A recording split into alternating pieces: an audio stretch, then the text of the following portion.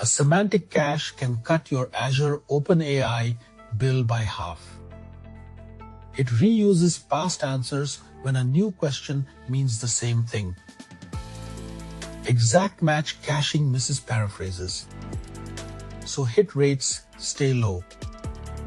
Embeddings fix that by comparing meaning, not characters.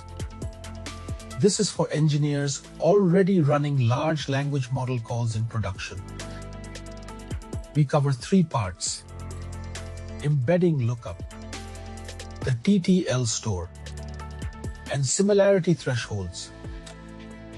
That last one hides a gotcha that quietly serves wrong answers. Here is the full flow end-to-end. A user query first gets embedded by Azure OpenAI. We search a vector store for a close past question. On a hit above threshold, we return the cached answer instantly. On a miss, we call the chat model, then store the new pair. Every stored entry carries a time to live, so answers expire. Let me walk each decision in order. Start with the embedding model. Use text, embedding 3, small for cheap. Fast vectors at 1536 dimensions. Normalize your query text first. Trim white space and lowercase it. This keeps trivial differences from splitting the vector space. Batch requests when you can to stay under rate limits. The embedding call costs a fraction of a chat completion.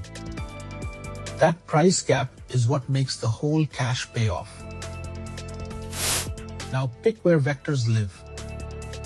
Azure Cache for Redis gives you vector search and native TTL in one place. Keys expire automatically, so stale answers self-clean. The alternative is Azure AI Search. Richer filters, but no built-in expiry. You would track timestamps and prune yourself. For a cache, I lean Redis for the automatic time to live. Choose AI Search only if you already run it. Here is the core lookup. Embed the query. Run a k nearest neighbors search. And check the score. If cosine similarity clears the threshold, return the stored answer. Otherwise, generate fresh and write it back with an expiry. Notice the TTL set to 1 hour on write. Tune that per domain. Shorter for volatile data, longer for stable facts. This is the trap I promised. Set the similarity threshold too low and you serve confidently wrong answers. 2 questions can look close yet mean opposite things. Is the API deprecated versus is it not deprecated score high together. Start strict. Around 0.92 cosine. Then measure real hits. Log every cache hit with its score for a week. Tune from data, never from a guess. Confirm the cache before trusting it. Send a paraphrased known query and watch for a hit. Check Redis for the key and its remaining TTL. Track hit rate, token savings, and P95 latency in your metrics. A healthy cache should show latency dropping from seconds to milliseconds.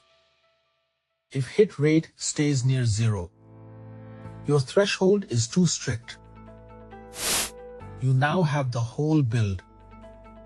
Embed queries, search vectors, gate on a strict threshold, and expire with TTL.